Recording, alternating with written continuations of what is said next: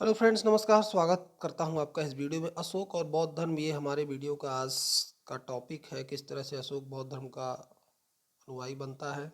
Already आपने देख ही लिया था कि कलिंग युद्ध के बाद अशोक बौद्ध धर्म का अनुयायी बन जाता है। उसी साल बौद्ध धर्म को स्वीकार कर लेता है। लेकिन और भी बहुत सी बातें हैं जो अक्सर एग्ज़ाम में पूछी जाती हैं। जब तक आपको पूर्ण नॉलेज नहीं होगा तब तक आप किसी भी एग्ज़ाम में सफल होने के लिए उतने उत्कृष्ट कैंडिडेट नहीं रहेंगे। इसलिए सारे एस्पेक्ट्स को हम कवर करेंगे इसमें। अशोक और उसके मतलब बहुत सारे क्वेश्चन कवर होते हैं, तो उनको कवर करना ज़रूरी है। तो पहला आपका पॉइंट ये है कि भाई अशोक क्या था। अशोक ने तो बौद्ध धर्म जो है कलिंग युद्ध के बाद स्वीकार किया, बट उससे पहले क्या था? उससे पहले वो क्या था? ब्राह्मण धर्म का अनुयायी था। वह प्रतिदिन 60,000 ब्राह्मणों को भोजन करवाता था, ऐसा लिखा है एक बौद्ध ग्रंथ है महावंश। जब भी बौद्ध ग्रंथों की बात करेंगे तो उसमें महावंश, दीपवंश का नाम आप लोग याद रखिएगा। और ये अक्सर जब भी हम बौद्ध ग्रंथों की बात करेंगे तो महावंश, दीपवंश एक बहुत इंपॉर्टेंट पार्ट है बौद्ध ग्रंथों का।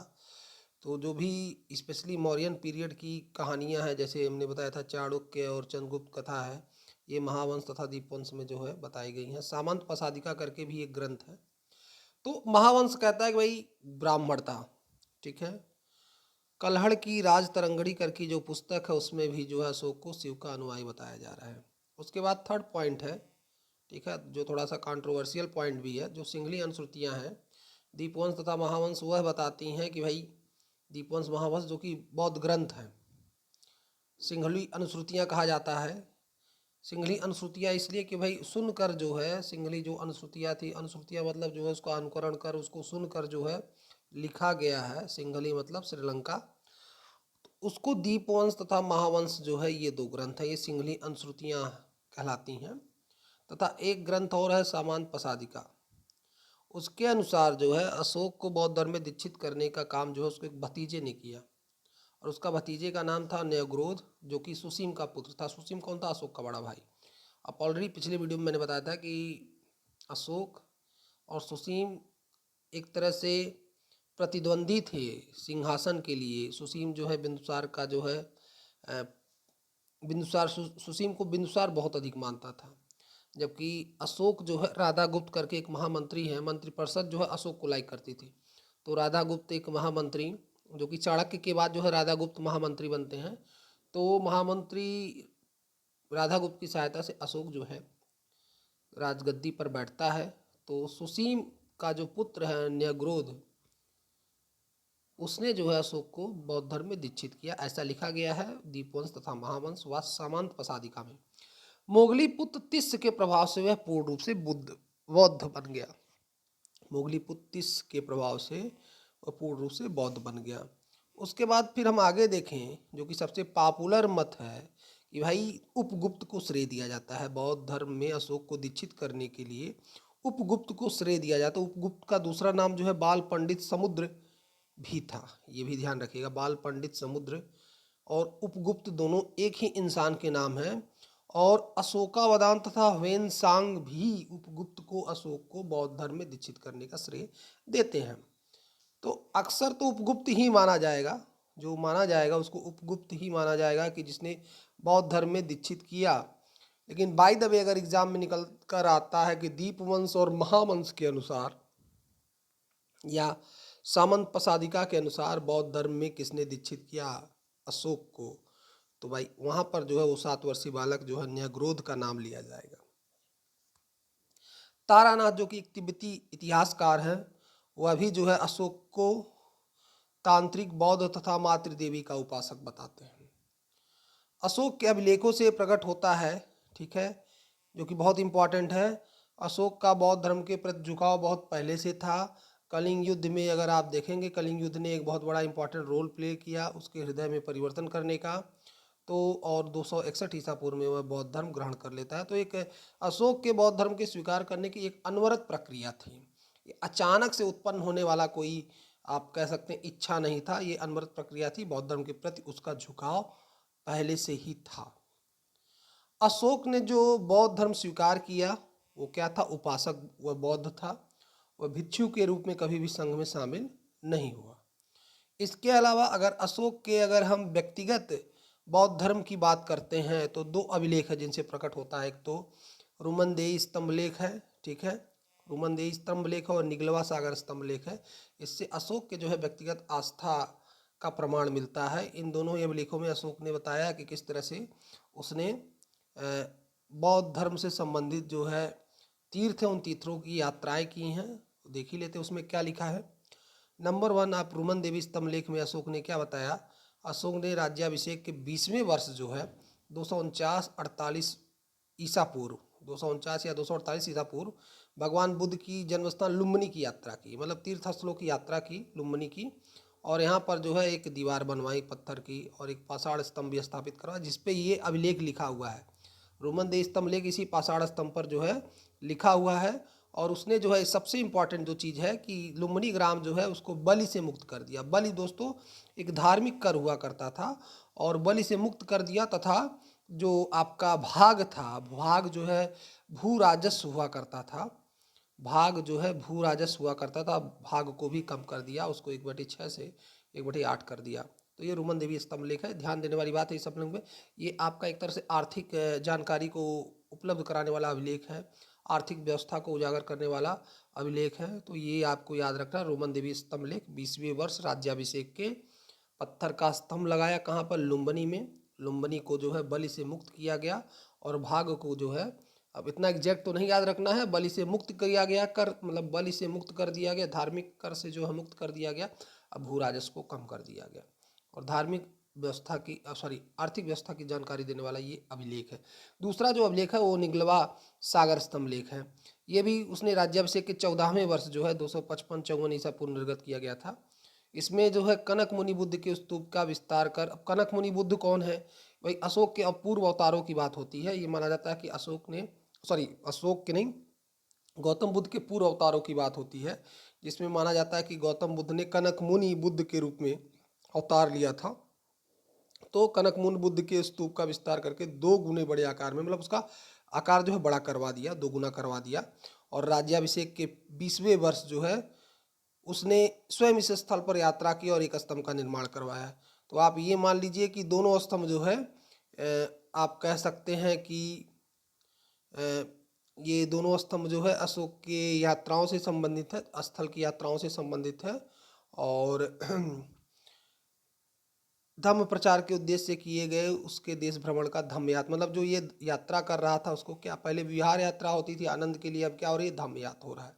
धम्म यात्रा मतलब धर्म के लिए यात्रा की जा रही है। तो 2 अभिलेख जो है अशोक के व्यक्तिगत बौद्ध धर्म पर प्रकाश डालते हैं, ठीक है, जिसमें रुमन देवी अक्सर पूछता है कि आर्थिक जानकारी को प्रकाश डालने वाला कौन सा अभिलेख है, तो रुमन देवी स्तंभ लेख है। तो नेक्स्ट दोस्तों हम आगे बढ़ते हैं और ये आप देखें, ये आपका जो है इसी तरह से स्तंभों पर लेख लिखे हैं। ये आपका जो है रुमन देवी स्तंभ लेख है, ठीक है, और ये आपका निगलवा सागर स्तंभ लेख है। उस पर जो लिखा है, उन लेखों पर जो लिखा है इसी तरह से जो है इस लैंग्वेज में लिखा गया है, जिसको बाद में जो है पढ़ा गया। और इनके पढ़ने से जो है आप देखेंगे अशोक के तो बृहद शिलालेख हैं और 14 बृहद शिलालेख हैं।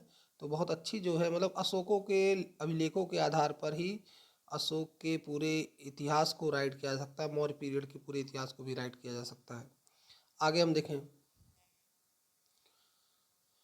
बुधनी अभिलेख है, ठीक है। बुधनी अभिलेख आपका जो है राजकुमार के रूप में स्वयं अशोक सेहोर गुहाओं के भिक्षुओं से मिलने गया तथा मनेम देश के उपनिथ बिहार की यात्रा की। बुधनी अभिलेख में राजकुमार जो है सीहोर गुहाओं जो कि मध्य प्रदेश में है वहाँ के भिक्षुओं से मिलने गया तथा मनेम देश के उपनिथ बिहार की यात्रा की, ये बुधनी अभिलेख बताता है।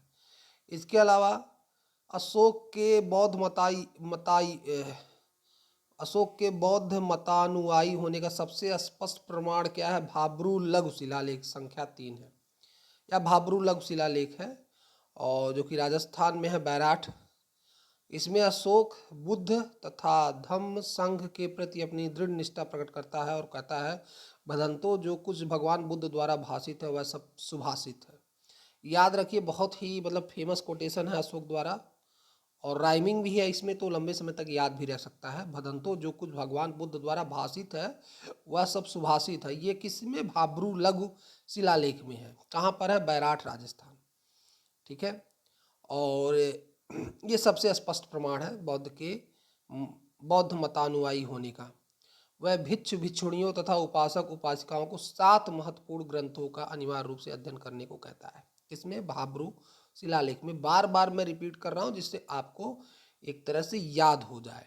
ठीक है। बुधनी अभिलेख बताता है कि अशोक राजकुमार के रूप में स्वयं अशोक जो है सेहोर गुफाओं के भिक्षुओं से मिलने गया। ठीक है। और मनेम देश के उपनित विहार की यात्रा की।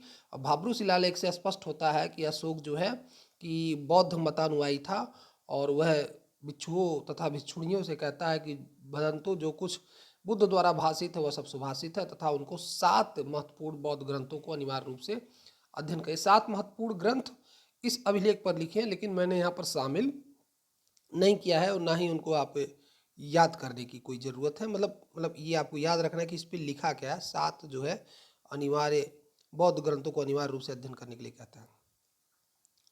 मास्की अभिलेख है। ठीक है। इसमें स्पष्ट रूप से जो है अशोक को बुद्ध उपासक कहा गया है। और जो लास्ट जो है साची लघु स्तंभ लेख है, इसमें अशोक ने सीधे सीधे लिखा है कि जो कोई संघ को भंग करेगा वह श्वेत वस्त्र पहनाकर अयोग स्थान पर निष्कासित कर दिया जाएगा। सांची लघु स्तंभ लेख में अशोक ने ये बोला है। तो दोस्तों ये इम्पॉर्टेंट है। इससे अशोक के बौद्ध धर्म पर या इन अभिलेखों में बुद्ध धर्म के इन अभिलेखों में अशोक के बौद्ध धर्म से संबंधित क्या विचार हैं, और अशोक के धार्मिक जीवन पर, या आप कहें कि अशोक के बौद्ध धर्म में होने के प्रमाण के रूप में जो है, इसको मैं आपके सामने प्रस्तुत कर रहा हूँ। ऑलरेडी दोस्तों इसका पीडीएफ अवेलेबल होगा, आप तो आपको जो है तो इसलिए बहुत ज़्यादा कोई चिंता करने की ज़रूरत नहीं है, पीडीएफ भी है। लेकिन ये जो है अभिलेख जो है अक्सर क्वेश्चन यहाँ पर आते हैं, एग्ज़ाम में आते रहते हैं। और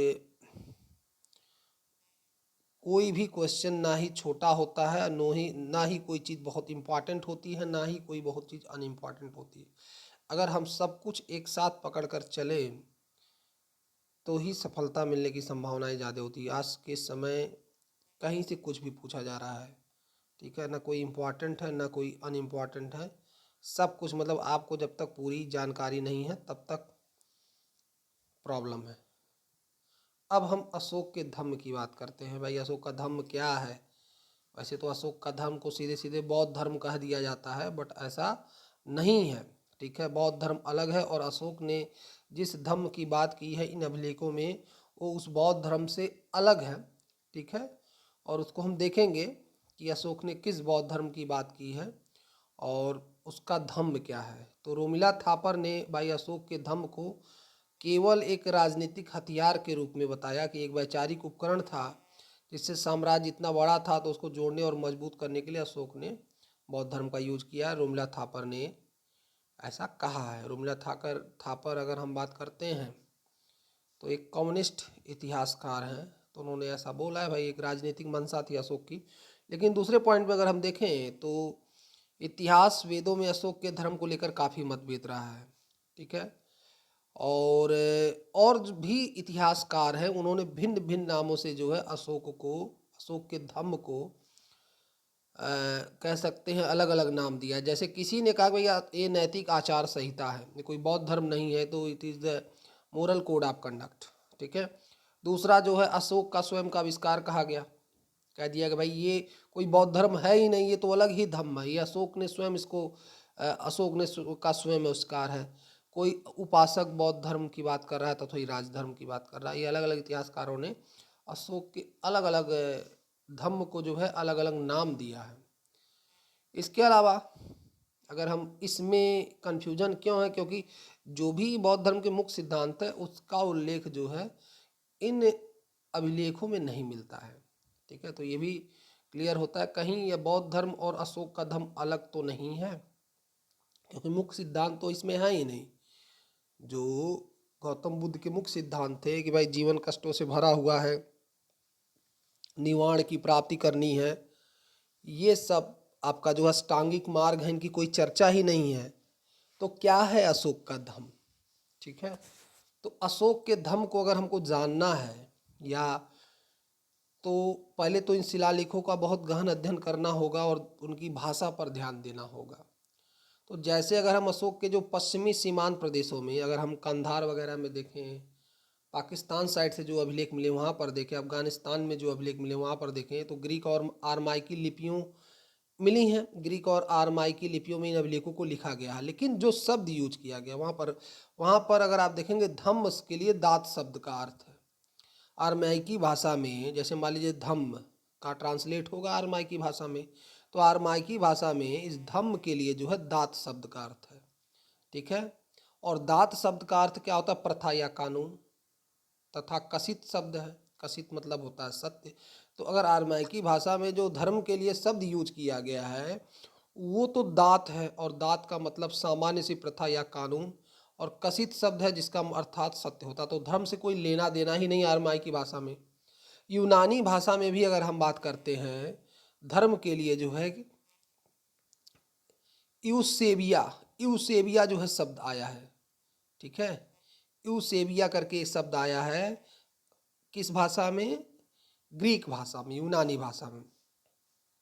और यूसोबिया का भी मतलब कोई धर्म नहीं है, धम्म नहीं है। इसका मतलब क्या? न्याय अथवा सत्यता, ठीक है। तो अगर हम देखें कि भाई जो भी विदेशी भाषा है उसमें धम्म का बौद्ध धर्म से कोई प्रत्यक्ष संबंध दिखाई नहीं देता है भाई, कि भाई ये जो इसमें धम्म शब्द का यूज किया गया, पहली बात धम्म शब्द का यूज ही नहीं किया गया है। दांत है, दायत का मतलब प्रथा कानून है। ईसा वो ईसु यूसोबिया है जिसका मतलब जो है सत्य है। तो धर्म की बात ही नहीं हो रही है। तो इन भाषाओं में तो भाई बौद्ध धर्म से कोई प्रत्यक्ष संबंध नहीं दिखाई देता है। लेकिन फिर भी जो है अशोक ने जो बातें बताई हैं अपने अभिलेखों में, वो भले ही मुख्य ग्रंथों बौद्ध धर्म के मुख्य ग्रंथों की ना हो, ना ही गौतम बुद्ध का जो बौद्ध धर्म के मुख्य सिद्धांत ना हो, लेकिन कहीं ना कहीं ये बातें बौद्ध ग्रंथों से ही ली गई हैं। इसका प्रमाण भी है कि भाई अशोक ने जो है दिग् निकाय के राहुलोवाद सूत, एक आप अध्याय कह सकते हैं दिग् निकाय का। दिग् निकाय एक ग्रंथ है, बौद्ध धार्मिक ग्रंथ है। 600 महाजनपदों का 16 महाजनपदों का जो वर्णन है वो भी दिग् निकाय में है। तो दिग् निकाय के राहुलोवाद सूत तथा सिगालवाद जो सूत है, ठीक है, राहुलोवाद सूत तथा सिगालवाद सूत, लक्षण सूत, चक्रवर्ती सिंहनाद सूत, सूत मतलब सूत्र ही आप समझिए, चक्रवर्ती सिंहनाद सूत में अगर आप देखेंगे तो अशोक का धम्म आपको मिल जाएगा। जो वर्णन यहाँ पर दिया गया है दिघ निकाय के राहुलोवाद सूत अथवा सिगालवाद सूत, लक्षण सूत और चक्रवर्ती सिंहनाथ सूत में जो है जो भी चीज़ें हैं उन्हीं चीज़ों से जो है अशोक ने अपने धम्म को, या जो अशोक का धम्म है वो इन्हीं ग्रंथों से या इन्हीं ग्रंथों के पाठ से या कहा जाए अध्यायों से जो है इंस्पायर है। आगे हम देखें, जैसे आपने ऑलरेडी देखा कि पीछे मैंने बताया था कि चक्रवर्ती सिंहनाद सूत, ठीक है, इससे अशोक ने इंस्पायर होके चक्रवर्ती धर्मराज हुई, चक्रवर्ती धर्मराज के आदर्श से प्रेरित होकर धम्म विजय को आदर्श अपनाया, ठीक है। जो चक्रवर्ती धम्मनाद सूत है उसी में एक राजा की कल्पना है कि चक्रवर्ती धर्मराजा है जिसके राज्य में जो है सब कुछ अच्छा ही अच्छा है, लोग प्रजा जो है कि धर्म को मानती है। तो उसी से प्रेरित होकर अशोक ने धम्म विजय के आदर्श को अपनाया, उसी राजा की तरह से अपने आप को बनाने का प्रयास किया। आगे देखेंगे राहुलोवाद सूत अथवा सिगालवाद सूत में भी धम्म की परिभाषा दी गई है। क्या है? इसमें उन उपदेशों का संग्रह है जिन्होंने बौद्ध साधारण गृहस्थों और उपासकों के लिए संकलित किया। तो ये मैंने बताया कि मेन ग्रंथ नहीं है, ठीक है। ये सिंह वंश महावंश या आपका दीप वंश नहीं है, ये आपका जो है परिनिब्बान सूत नहीं है, ये आपका क्या है राहुलोवाद सूत अथवा सिगालवाद सूत है, जिसमें जो है नॉर्मल जो उपासक बौद्ध हैं उनको जो है आदेश दिया गया है या उनके लिए नियमों का जो है संकलन है इसमें, ठीक है। और इसमें वर्णन है कि भाई उपासक का अंतिम लक्ष्य जो है स्वर्ग प्राप्त करना है, न कि निर्वाण, जबकि भिक्षु का अंतिम लक्ष्य क्या है, निवाण प्राप्त करना। तो अशोक, इसीलिए मैंने ऑलरेडी बताया कि अशोक क्या था, उपासक बौद्ध था, ठीक है। तो अशोक का धम्म जो है उपासक बौद्ध धर्म से प्रेरित है। आगे हम देखें कि अशोक, कह सकते हैं कि अशोक का धर्म बौद्ध धर्म से प्रेरित है, लेकिन ठीक है, लेकिन ये याद रखिएगा, बहुत इंपॉर्टेंट है, केवल ये बौद्ध धर्म ही नहीं है। अशोक ने अपनी तरफ से बहुत सी बातें जो है उसमें जोड़ी हैं, बहुत से नैतिक नियमों को शामिल किया गया जिससे समाज में नैतिकता का पतन न हो। तो बौद्ध धर्म से इंस्पायर है, बौद्ध धर्म की चीज़ें, उपासक बौद्ध धर्म से संबंधित चीज़ें जो हैं ली गई हैं, लेकिन साथ में एक मॉरल कोड ऑफ कंडक्ट भी जो है अशोक का धम्म है। इसके अलावा अशोक की धम्म नीति जो है एक अद्वितीय अवधारणा थी, जिसमें अशोक एक विशाल साम्राज्य को नियंत्रण, ये भी जैसे मैंने बताया, रोमिला थापर ने बताया कि भाई एक वैचारिक उपकरण था जिसकी सहायता से अशोक ने इस पूरे साम्राज्य को क्या किया, एकजुट किया, ठीक है। लेकिन हाँ, बिल्कुल ये हेल्पफुल था अशोक का, बौद्ध धर्म ने साम्राज्य में सुख समृद्धि शांति बनाकर रखी, लेकिन ऐसा कोई भाई साक्ष्य नहीं है जिससे कहा जाए कि ये किसी राजनीति से प्रेरित था। आगे देखेंगे, ये था, अगर आपने यहाँ तक समझ लिया तो एक आपको कॉन्सेप्ट बन गया होगा कि अशोक और अशोक के बौद्ध धर्म के बारे में। और आगे हम देखेंगे कि भाई धम्म प्रचार के लिए भाई अशोक ने क्या क्या काम किए, और किन किन, जैसे महेंद्र और संघमित्रा की बात आती है, उन सबको हम वन बाय वन करके देखेंगे। भाई अशोक ने जो पहले विहार मतलब आनंद के लिए यात्रा की होती थी, उस धर्म यात्रा उसने प्रारंभ की, वो आपने देखा भाई कि लुम्बिनी और निगलवा स्थित कनक मुनि स्तूप की यात्रा की, ठीक है। वो आपने देखा, संबोधि भी हो गया, संबोधि मतलब गया, राज्याभिषेक के 10वें वर्ष वो संबोधि तथा 20वें वर्ष लुम्बिनी, जो कि हमने ऑलरेडी रोमन देवी स्तंभलिंग में देखा है। उसके अलावा निगलवा कनक मुनि स्तूप की भी यात्रा की, ठीक है। तो ये धर्म यात्रा या धम्म यात्रा इसको कहा गया है। इसके अलावा दिव्योदान में भी जो अशोक की यात्राओं का विस्तार से वर्णन दिया गया है, और उपगुप्त के सानिध्य में उसने यात्राएं की। अशोक ने 256 रातें जो है धम्म यात्रा के संदर्भ में बिताई थी। आगे हम देखें कि धम्म प्रचार के लिए अशोक ने, याद रखिएगा, धम्म महामात्र नामक अधिकारियों की नियुक्ति की, नए अधिकारियों की नियुक्ति की, जिनका काम ही क्या था, धर्म का प्रचार प्रसार करना। किस धम्म का, अशोक के धम्म का, ठीक है। मुख्य अभिलेख संख्या 5 में राज्याभिषेक के 13वें वर्ष 256 ईसा पूर्व में इन अधिकारियों की नियुक्ति का उल्लेख है।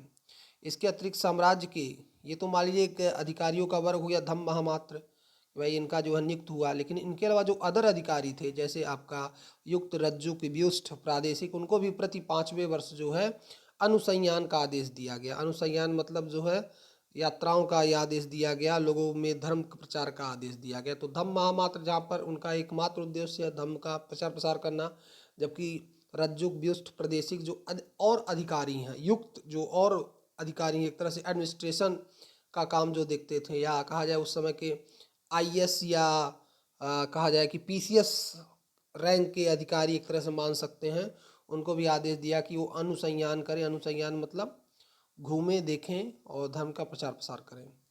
इसके अलावा चतुर्थ जो आपका मुख्य अभिलेख है, उसमें भी जो है विमान दर्शन, हस्त दर्शन और अग्नि स्तंभ जैसे दिव्य रूपों के प्रदर्शन, मतलब झांकियाँ निकलती थी। विमान दर्शन, हस्ति दर्शन, हस्ति मतलब क्योंकि भाई सफ़ेद हाथी है बौद्ध धर्म में, गौतम बुद्ध का क्या है, प्रतीक है। अग्नि स्तंभ जो है इसका जो झांकियाँ निकले, लोग इनको देखें और धार्मिक बने।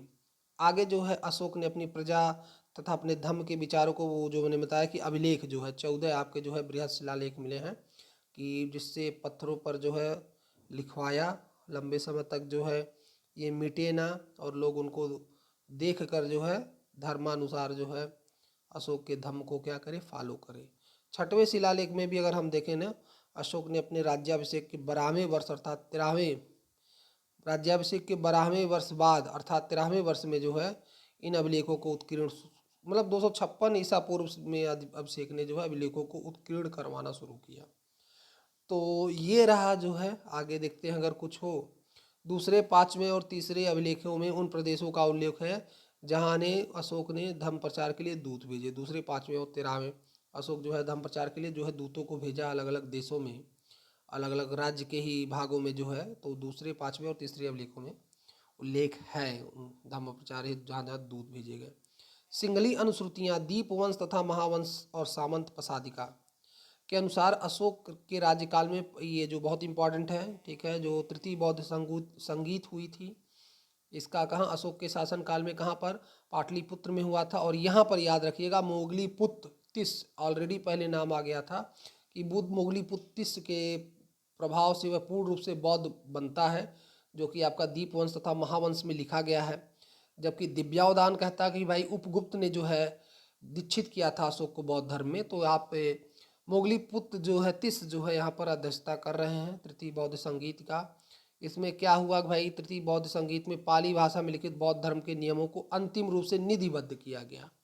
सिंगली अनुश्रुतिया दीपवंश महावंश में कहा गया कि यह अशोक के राज्याभिषेक के मतलब 252 ईसा पूर्व में आयोजित हुआ था।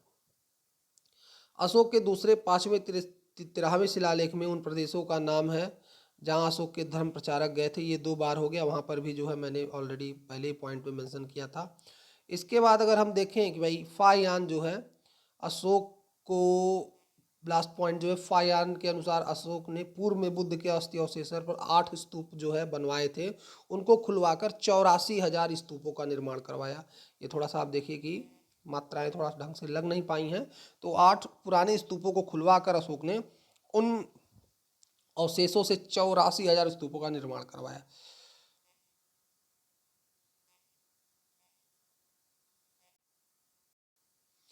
अब हम आगे आते हैं और देखते हैं कि अशोक के अभिलेख जो है कहाँ कहाँ से मिले हैं। अशोक के अभिलेखों को डीपली जो हम स्टडी करेंगे। अभी आपने देखा कि बौद्ध धर्म से संबंधित अभिलेखों में क्या लिखा गया है अशोक के। अब देखिए ये जो अभिलेख मिले हैं, आप देखेंगे ये मानसेहरा, शाहबाजगढ़ी और तक्षशिला, ये आपके वेस्टर्न इंडिया से मिले। गुजरात से गिरनार अभिलेख मिला है, ठीक है, सोपारा है, ठीक। इसके अलावा और भी आपका सिद्धपुर है, जतिंग रामेश्वर है, ठीक है। इधर आपका उड़ीसा में जौगढ़ और कलिंग अभिलेख है, शिशुपालगढ़ है, सांची, कौसाम्बी, भाब्रू जो मैंने अभी नाम लिया था, बैराठ, ठीक है। बैराठ में भी बताया था कि मैंने राजस्थान में बैराठ में अभिलेख है, ठीक है। तो इनको हम देखेंगे, रामपुरवा, लोरिया, नंदनगढ़, स्तंभ लेख भी हैं, लोरिया, राज।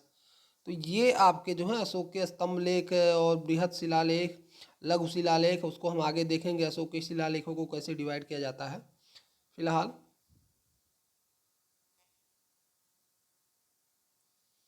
पहला जो पॉइंट आपका निकल कर आता है कि भाई अशोक ने कहाँ से इसकी प्रेरणा ली, अभिलेखों को उत्कीर्ण करवाने की प्रेरणा कहाँ से ली। तो पहला तो जो है आप देखिएगा शासक था हकमनी रूलर, ठीक है। डेरियस दारा प्रथम के अभिलेखों से मिली थी। हकमनी शासक था डेरियस, और डेरियस द्वारा जो है उसको अभिलेखों को उत्कीर्ण कराने का जो है इंस्पिरेशन मिला। अशोक के अभिलेखों की खोज जो है सर्वप्रथम 1750 ईस्वी में टिफेंथलर ने की थी, और इनके द्वारा जो खोजा गया अभिलेख था वो दिल्ली मेरठ स्तंभ लेख था। टिफेंथलर ने 1750 ईस्वी में अशोक की अभिलेखों की खोज की थी, याद रखिएगा, टिफेंथलर, ठीक है। टिफेंथलर ने अशोक के अभिलेखों की सर्वप्रथम खोज की थी, और इनके द्वारा खोजा गया अभिलेख दिल्ली मेरठ स्तंभ लेख था। आगे देखेंगे कि भाई अशोक के अभिलेखों का वो सबसे पहले किसको पढ़ने में सफलता मिली, उद्वाचन इसका किसने किया, 1837 में जेम्स प्रिंसिप ने जो है, ठीक है, इसका उद्घाटन किया। और कभी कभी पूछ लिया जाता है कि जेम्स प्रिंसिप क्या थे, इतिहासकार थे या क्या थे। तो ये कोलकाता के टकसाल में एक अधिकारी तथा एशियाटिक सोसाइटी ऑफ बंगाल के सचिव थे। तो ना ही इतिहासकार थे, ना ही आपके आर्कियोलॉजिस्ट थे, ये क्या थे, कलकत्ता टकसाल के अधिकारी थे, ठीक है, और एशियाटिक सोसाइटी ऑफ बंगाल के सचिव थे। जेम्स प्रिंसिप, उनको अभिलेखों के पढ़ने का श्रेय किसको जाता है, जेम्स प्रिंसिप को जाता है। आगे फिर देखेंगे भाई कितने लिपियां हैं, किन लिपियों का प्रयोग किया गया। तो 4 लिपियां हैं, एक ब्राह्मी, सबसे ज़्यादा अभिलेख जो है ब्राह्मी लिपि में मिले हैं। उसके बाद खरोष्टी, अरमाइकी तथा ग्रीक हैं।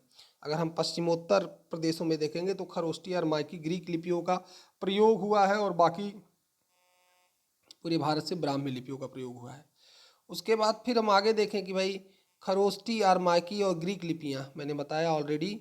और जो बृहद शिलालेख तथा कुछ लघु शिलालेख ऊपर मिलता है। ऊपर मीन्स कि आपका नॉर्थ वेस्ट इंडिया, अगर हम बात करते हैं कश्मीर वगैरह के रीजन से। और बाकी अगर हम पूरे भारत से बात करते हैं तो स्तंभलेख और सभी गुहालेख किसमें है? ब्राह्मी लिपि में है। उसके बाद अशोक के अभिलेखों की भाषा क्या थी भाई? प्राकृत थी, संस्कृत नहीं थी, प्राकृत थी, क्योंकि यह आमजनों की भाषा थी। और आगे जो है सरेकुना लघु शिलालेख है, जिसमें ग्रीक और अरामाइकी लिपियाँ दोनों का यूज किया गया है। ठीक है, सरेकुना लघु शिलालेख है, जिसमें ग्रीक और अरामाइकी दोनों लिपियों का प्रयोग किया गया। सरेकुना लघु शिलालेख, इसमें ग्रीक तथा अरामाइकी दोनों लिपियों का प्रयोग किया गया है। एरगुडी करके अभिलेख है, जिसमें खरोष्टी तथा ब्राह्मी दोनों लिपियों का एक साथ प्रयोग किया गया है। टफ है दोस्तों याद करना, लेकिन पूछा जाता है एग्जाम में सीधे सीधे क्वेश्चन। ठीक है, कि सरकुना अभिलेख ग्रीक और अरामाइकी लिपियों का प्रयोग होने वाला अभिलेख कौन सा है? तो आपका सरकुना अभिलेख लिखिएगा। खरोष्टी तथा ब्राह्मी दोनों लिपियों का प्रयोग हुआ है किस अभिलेख में? तो एरगुडी अभिलेख में। खरोष्टी लिपि का उद्गम जो है अरामाइकी लिपि ईरान से हुआ है। ब्राह्मी लिपि जो है बाएं से दाएं, जबकि खरोष्टी लिपि जो है दाएं से बाएं लिखी जाती है। याद रखिएगा, ब्राह्मी लिपि जो है बाएं से दाएं। ब्राह्मी मतलब जैसे हम लोग लिखते हैं बाएं से दाएं हैं, ऐसे थोड़ा सा आप गेस कर सकते हैं, जोड़ सकते हैं। जैसे हम हिंदी लिखते हैं वैसे ब्राह्मी लिपि लिखी जाती है बाएं से दाएं, जबकि खरोष्टी जैसे उर्दू लिखी जाती है दाएं से बाएं, उस तरह से लिखी जाती है।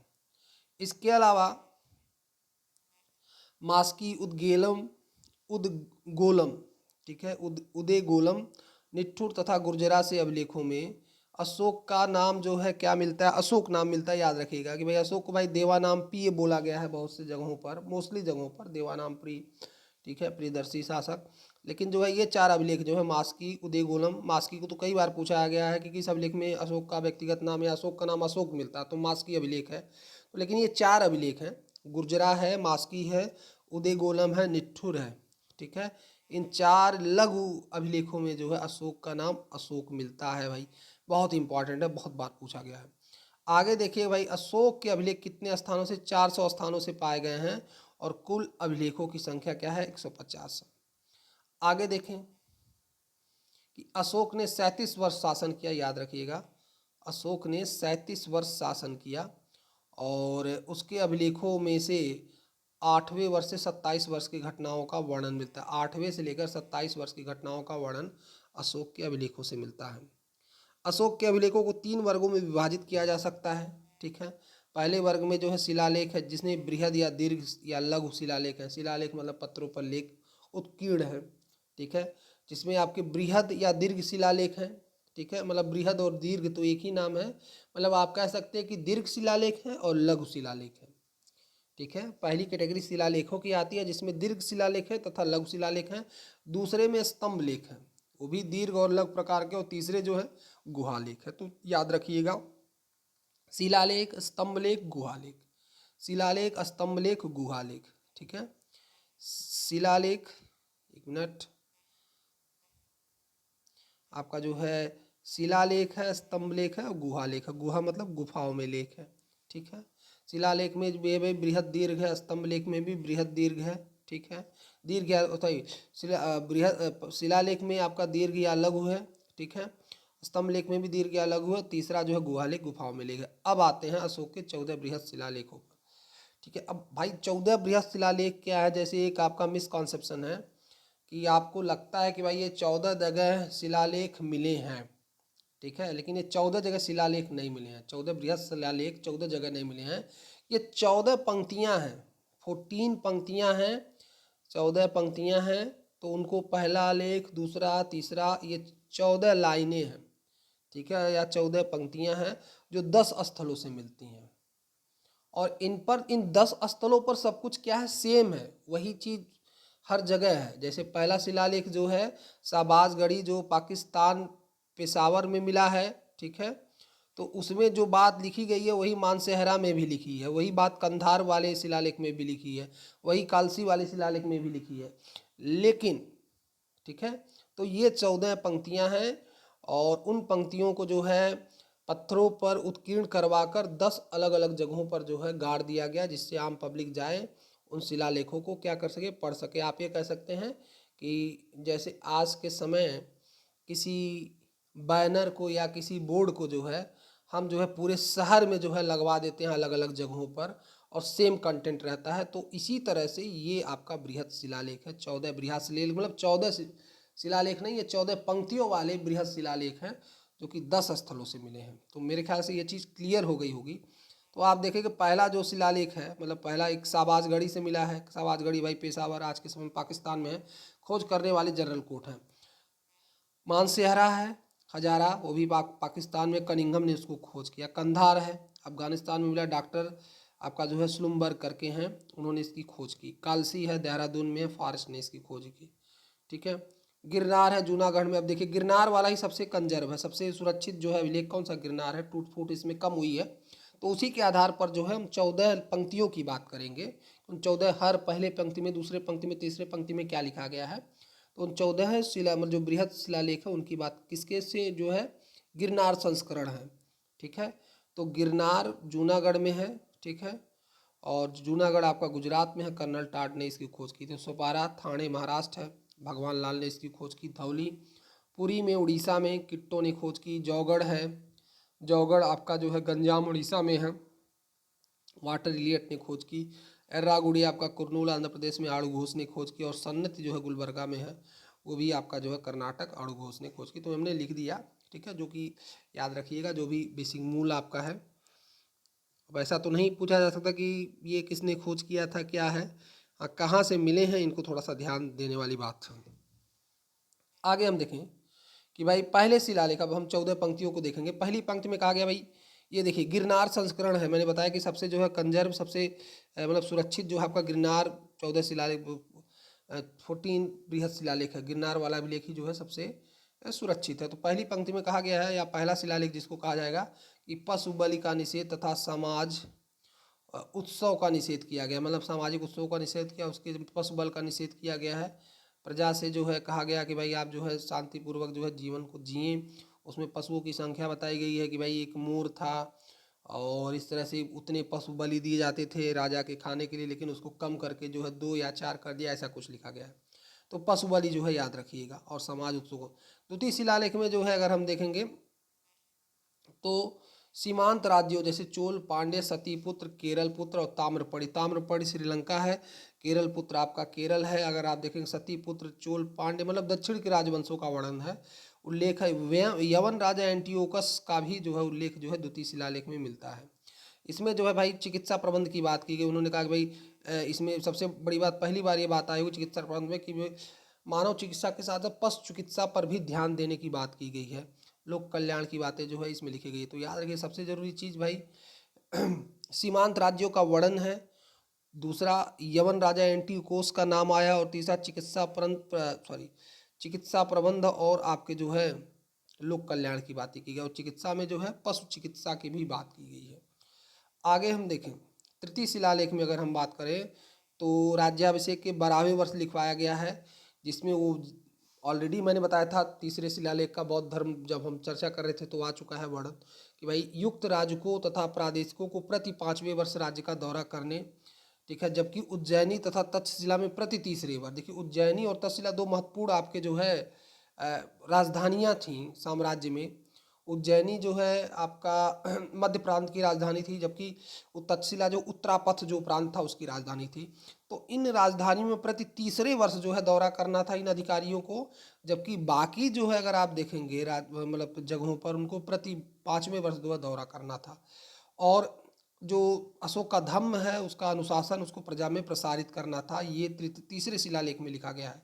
मित्रों मित्रों, परिचितों, संबंधियों, ब्राह्मणों तथा श्रमणों के प्रति उदारता दिखाना था। माता पिता की सेवा, ये जो भी जो है अशोक के मोरल कोड ऑफ कंडक्ट जो हैं। अल्प स्तर तथा अल्प संग्रह करना था।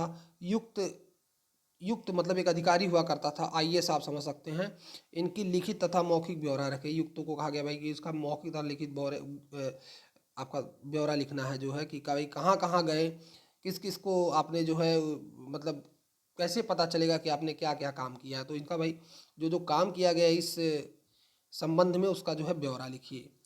चौथा शिलालेख जो है, इसमें धम्म नीति द्वारा अनैतिकता, ब्राह्मण समारोह के प्रति निरादर की प्रवृत्ति, हिंसा, मित्र संबंधियों के साथ अशोभनीय व्यवहार आदि गलत प्रवृत्तियों पर रोक लगाई गई है। रण घोष के स्थान पर धम्म घोष का उद्घोष किस में आता है? चतुर्थ शिलालेख में आता है। लोगों को दिव्य विमान, हस्ती स्कंद, अग्नि स्कंद जैसे झांकियां को दर्शन कराने की बात की गई। ये चौथा शिलालेख है, ठीक है, जिसमें दिव्य विमान, हस्ती स्कंद, अग्नि स्कंद आदि रूपये के झांकियों या दर्शन को जो है जनता में ले जाने की बात की गई है। तो 4 शिलालेख हम यहाँ पर देख चुके हैं। उसके बाद जो है इन शिलालेखों में एक अभिलेखों के लेखक का नाम आता है जिसका नाम चप्पड़ था, याद रखिएगा चप्पड़, ठीक है। चप्पड़ जो है इन अभिलेखों का क्या था? लेखक था। उसके बाद फिर हम आगे देखें, जेम्स प्रिंसिप ने, ठीक है, जेम्स प्रिंसिप ने अगर आप देखें कि अशोक के दिल्ली टोपरा स्तंभ लेख पर उत्कीर्ण ब्राह्मी लिपि का सफलतापूर्वक उद्वाचन किया, किंतु उन्होंने अभिलेखों में देवानंद प्रियदर्शी की पहचान श्रीलंकाई शासक तिस से कर डाली। देखिए, याद रखिए, जो प्रिंसप था जेम्स प्रिंसप, उसने जो है दिल्ली टोपरा स्तंभ लेख में ब्राह्मी जो लिपि में लिखा गया था उसमें जो है एक अशोक का कहेंगे कि जो है समकालीन शासक था श्रीलंका का, उसका नाम था तिस। तो वहाँ पर जो है वो उसने भी जो है देवानाम प्रियदर्शी की उपाधि ली थी।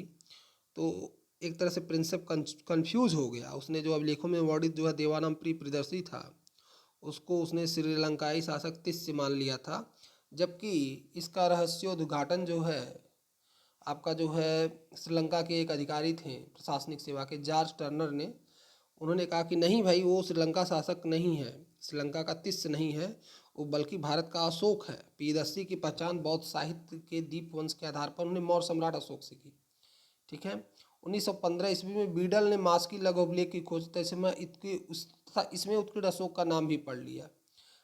तो इस तरह से अगर बीडल ने भी, अगर आप देखेंगे तो बहुत इंपॉर्टेंट रोल प्ले किया कि उन्होंने जो है अभिलेखों की खोज की, किसकी? मास्की लघु अभिलेख की। और उसमें मैंने बताया था मास्की में अशोक का नाम क्या मिला? अशोक मिला है, ठीक है। और D.R. अम्बेडकर, जैसे मैंने बताया था कि भाई अशोक के अभिलेखों के आधार पर ही जो है अशोक का इतिहास लिख डाला है। तो ये बीच में थोड़ा सा मैंने इसलिए डाला है कि जो पीछे मिस हो गया था, जो इम्पोर्टेंट चीज़ें थी, तो इसलिए मैंने आगे आपको फिर 5वां 6वां 7वां ये आपके जो है 14 जो शिलालेख है उसको मैं बताऊंगा ही। और भी एक इम्पॉर्टेंट चीज़ है जो कि है धौली तथा जोगोड़। ये कहाँ पर है? ये भाई आपका कलिंग में है। कलिंग मतलब उड़ीसा अगर आप कहेंगे तो 11 12 13 नंबर के शिलालेख जो है वहाँ पर गायब है, ठीक है। 11 12 13वीं जो पंक्तियाँ हैं वहाँ से गायब है, मिसिंग है, और उनके स्थान पर 2 पृथक कलिंग अभिलेख मिले हैं, ठीक है। 11 12 13 नंबर की जो जगहें हैं, जैसे मैंने बताया ना कि 1 से 4 पहली पंक्ति, दूसरी पंक्ति, तीसरी पंक्ति, तो अधौली तथा जोगड़ में 11वीं 12वीं 13वीं पंक्ति गायब है, ठीक है। उसके स्थान पर जो है 2 अभिलेख है, ठीक है। तो 2 अभिलेख जो हैं कलिंग अभिलेख कहलाते हैं। और 2 पृथक कलिंग अभिलेख हैं जो तोसली तथा समपा के जिलाधिकारियों को संबोधित। ये भी क्या है, तोसली भी उस समय कलिंग की राजधानी तोसली हुआ करती थी। समपा जो है तो वहाँ के जिलाधिकारियों को संबोधित करते हुए 2 पृथक कलिंग अभिलेख हैं, ये मान लीजिएगा, ठीक है। 11 12 13 नंबर की जो पंक्ति है वहाँ से गायब है, उसकी जगह 2 पृथक कलिंग अभिलेख मिले हैं जो तोसली तथा जोगड़ के जिलाधिकारियों को संबोधित किए गए हैं। मेरे ख्याल से स्पष्ट होगा आपको, ठीक है। इसमें ऑलरेडी और क्लियर कर लीजिए कि प्रथम जो कलिंग अभिलेख है उसमें देखिए क्या लिखा गया है, सभी मनुष्य मेरी संतान है, जिस प्रकार मैं अपनी संतान के लिए इहलौकिक तथा पारलौकिक कल्याण की कामना करता हूँ, उस पर प्रजा के लिए भी कामना करता हूँ, ठीक है। वो अशोक ने थोड़ा सा भाई कहानियाँ जो है, अशोक काटने गया था जो है कलिंग में, अगर आप देखेंगे तो लाखों लोगों की उसने हत्याएं कर दी, लेकिन उस समय उसने नहीं लिखवाया है। बाद में जब वो अशोक बौद्ध धर्म का अनुयायी हो गया तो उसने जो है बताया कि भाई सभी मनुष्य मेरी संतान है, तो ये कलिंग अभिलेख में है, सभी मनुष्य मेरी संतान है। द्वितीय जो है पृथक कलिंग अभिलेख में जो है ये बोला गया कि फिर उसी तरह की बात, सभी सभी मनुष्य मेरी संतान है, और आगे सीमांत क्षेत्रों में अविजित लोगों को भी धम्म संदेश पहुंचाने उनका विश्वास जीने का आदेश अधिकारी को दिए, ठीक है। तो जिन क्षेत्रों को हमने विजय भी नहीं किया गया है उन क्षेत्रों में भी जाओ और थोड़ा सा धम्म के प्रति लोगों को अवेयर करो। तो ये है 4 शिलालेख हम पढ़ चुके थे। अब हम आते हैं 5वें शिलालेख पर। 5वां शिलालेख जो है राज्याभिषेक के 13वें वर्ष निर्गत है, जिसमें धम्म महामात्रों की नियुक्ति ऑलरेडी हम देख चुके हैं, और बात तथा समाज के सभी वर्गों के लिए कार्य करने की बात है। यदि मेरे पुत्र तथा पौत्र द्वारा मेरे लोक कल्याणकारी कार्य को आगे बढ़ाएंगे तो यह पुण्य का कार्य होगा, लेकिन यदि उसकी अपेक्षा करेंगे तो नर्क के भागी होंगे। ऐसा लिखा गया है क्या, 5वें शिलालेख में। ठीक है। उसके बाद अगर हम देखें 6वें शिलालेख की अगर हम बात करें, तो 6वें शिलालेख में अशोक ने प्रतिवेदन को स्पष्ट आदेश दिया कि चाहे कहीं पर भी हो, चाहे वह खाना खा रहा हो, अंतपुर में हो, गौशाला में, कहीं कहीं पर भी हो, अगर प्रजा के कार्य की कोई सोचना हो तो मुझे उसको सूचित किया जाए। ठीक है। क्योंकि अशोक के अनुसार उसके मतलब सर्वलोक हित से बढ़कर कोई दूसरा कर्तव्य नहीं है। ठीक है। मैं ऐसा इसलिए करता हूँ ताकि मैं प्रजा ऋण से मुक्त हो जाऊँ। यह धम्म लेख इसलिए लिखवाए गए हैं ताकि ये चिरस्थायी रहे, मेरे पुत्र पौत्र सभी प्रजा के कल्याण इसी प्रकार जो है उद्यम करें। मतलब ये जो है 6ठे शिलालेख में उसने कारण बताया भाई क्यों जो है हमने इसको लेखों को लिखवाया गया है पत्थरों पर, क्योंकि ये हमेशा के लिए जो है अमिट रहेंगे और इसको जो है फॉलो मेरे पुत्र पौत्र करते रहेंगे। ठीक है। और ये भी कहा गया 6ठे शिलालेख में, मैं कहीं पर भी हूँ, कहीं पर भी हूँ भाई मुझे सूचित कर दो। अगर कोई प्रजा के कल्याणार्थ कोई काम है तो मुझे सूचित करो। आप लोग हेजिटेट ना हो कि मैं सो रहा हूँ, कि मैं जग रहा हूँ, कि मैं खा रहा हूँ, कि मैं पी रहा हूँ, कि मैं रानी के महल में हूँ। आप मुझे इसको तुरंत सूचित किया जाए 6ठे शिलालेख में। इसीलिए भाई अशोक को महान इसलिए कहा जाता है, अशोक को एक महान शासक इसलिए कहा जाता है। आगे आप देखें 7वें शिलालेख में अशोक को धर्म श्रावण के संदेश दिए गए हैं। सभी समुदाय के लोग सभी जगह निवास करें क्योंकि आत्मसंयम तथा आत्मसमुद्धि चाहते हैं। ठीक है। तो रिलीजियस टॉलरेंस की बात की गई है। ठीक है। 7वें शिलालेख में धर्म श्रावण के संदेश मतलब धर्म के अनुसार जो है धर्म को सुने। ठीक है। अच्छी अच्छी बातों को सुने, ग्रंथों को बातों को जो है अपने जीवन में लाएं। आत्म संयम तथा आत्म संबंधी सभी लोग मतलब मिलजुल कर रहे हैं। 8वां शिलालेख ये कहता है भाई राज्याभिषेक के 10वें वर्ष निर्गत किया गया, जिसमें बिहार यात्रा धम्म यात्रा की शुरुआत की बात की गई थी कि बिहार यात्रा के स्थान पर धर्म यात्रा की शुरुआत इसमें की गई। और ब्राह्मणों सन्यासियों व लोगों से मिलना, धर्म वार्ता करना। ठीक है। धर्म वार्ता करना, उनके धर्म संबंधी प्रश्नों का उत्तर दिया जाता था 8वें शिलालेख में। धम्म यात्रा, धम्म यात्रा को डिफाइन करें, धम्म यात्रा क्या है, जिसमें जो है तीर्थों की यात्रा करना, ब्राह्मणों सन्यासी और लोगों से मिलना, धर्म वार्ता करना और धर्म संबंधी प्रश्नों का उत्तर देना। 9वां शिलालेख अगर हम देखें तो 9वें शिलालेख में स्त्रियां जन्म, बीमारी, विवाह, यात्रा आदि अवसरों पर ये बहुत से सारहीन मंगल करती हैं। इस पे पर ऐसे मंगलाचरण फलदायी नहीं होते हैं।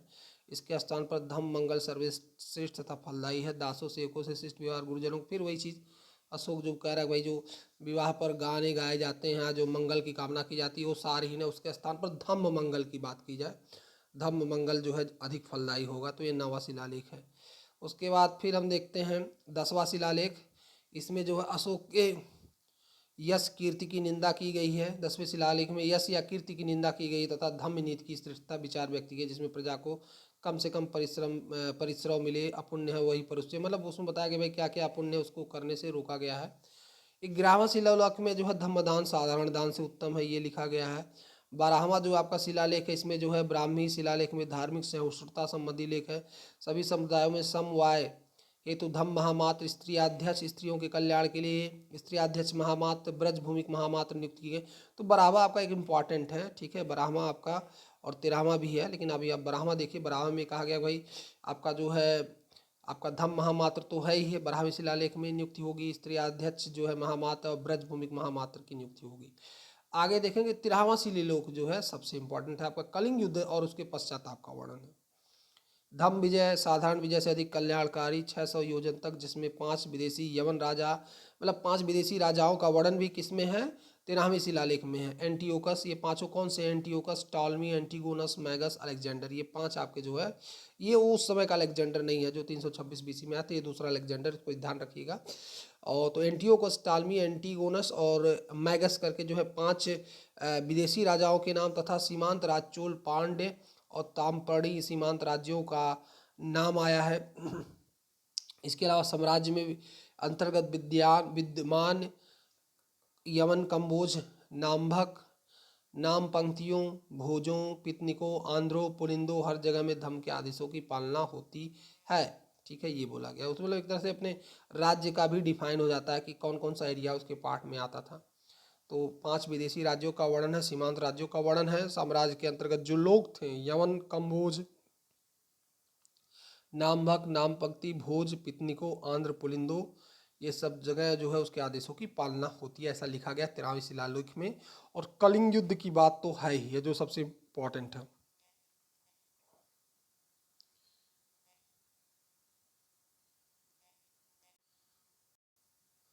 तो दोस्तों ये अशोक के 14 बृहद शिलालेख थे, आशा है आपको स्पष्ट हुए होंगे। दोस्तों अगर आपको वीडियो अच्छा लगे तो वीडियो को लाइक कीजिए, चैनल को सब्सक्राइब कीजिए, वीडियो को शेयर कीजिए। आगे आने वाले वीडियो में इससे संबंधित जैसे स्तंभ लेख हैं और जो अभिलेख हैं उनको थोड़ा सा प्रशासनिक व्यवस्था पर हम प्रकाश डालेंगे। ये 2 वीडियो मेरे चैनल पर हैं, आप चाहें जो है इससे लाभ उठा सकते हैं। मिलते हैं आपसे अगले वीडियो में, तब तक के लिए नमस्कार, जय हिंद।